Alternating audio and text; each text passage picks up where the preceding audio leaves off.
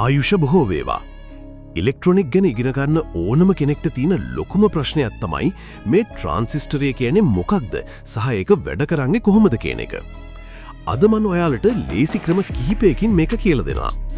අද වීඩියෝ එකෙන් අපි NPN, PNP වෙනස, අග්‍ර හඳුන ගන්න විදිහ සහ නිවැරදිව පරිපතයකට සම්බන්ධ කරන හැටි කතා කරමු.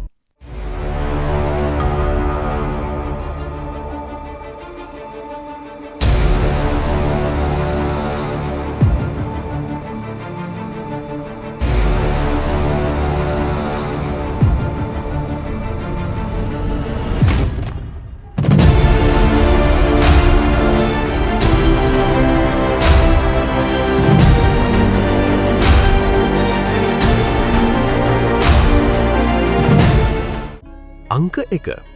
ට්‍රාන්සිස්ටර් එකේ අග්‍ර සහ උපමාව. The guard analogy. ට්‍රාන්සිස්ටර් එක කකුල් තුනක් තියෙනවා කියලා ඔයාලා දන්නවනේ. ඒ තමයි බේස් B, කලෙක්ටර් C සහ එමිටර් E. අපි මේක තේරුම් ගන්න මෙහෙම හිතමු. ට්‍රාන්සිස්ටරයක් කියන්නේ හරියට දොරක් ගාව ඉන්න ආරක්ෂකයෙක් වගේ. සිකියුරිටි ගාඩ් වගේ. කලෙක්ටර් දොරෙන් ඇතුළු වෙන්න බලාගෙන ඉන්න විශාල පිරිස. විශාල විදුලි ධාරාව. එමිටර් දොරෙන් ඇතුළු වෙලා එළියට යන පිරිස. බේස් දොර ළඟ ඉන්න ආරක්ෂකයා. ආරක්ෂකයාට පොඩි පණිවිඩයක් හෝ විධානයක් ලැබුණොත් විතරයි එයා දොර අරින්නේ. එයා දොර පොඩ්ඩක් කැරියොත් ටික දෙනයි යන්නේ. වැඩියෙන් ඇරියොත් ගොඩක් අයට යන්න පුළුවන්. ඒ කියන්නේ බේස් එකට දෙන පොඩි විදුලියකින් කලෙක්ටර් එකේ ඉඳන් එමිටර් එකට යන ලොකු විදුලියක් අපිට පාලනය කරන්න පුළුවන්. අංක 2. NPN සහ PNP ක්‍රියාකාරීත්වය. දැන් බලමු මේ වර්ග දෙකේ වෙනස. NPN ට්‍රාන්සිස්ටරය. මේක වැඩ කරන්න නම් බේස් එකට ධන විදුලියක් දෙන්න ඕන. එතකොට තමයි ආරක්ෂකයා දොර අරින්නේ.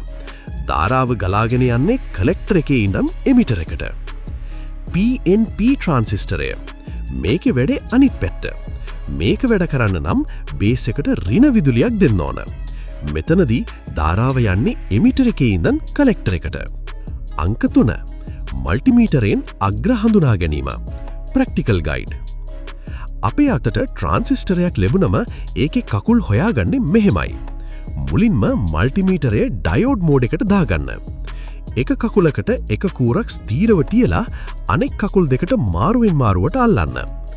අගයන් දෙකක් පෙන්නනවා නම් අර ස්ථීරව තියපු කකුල තමයි බේස් එක.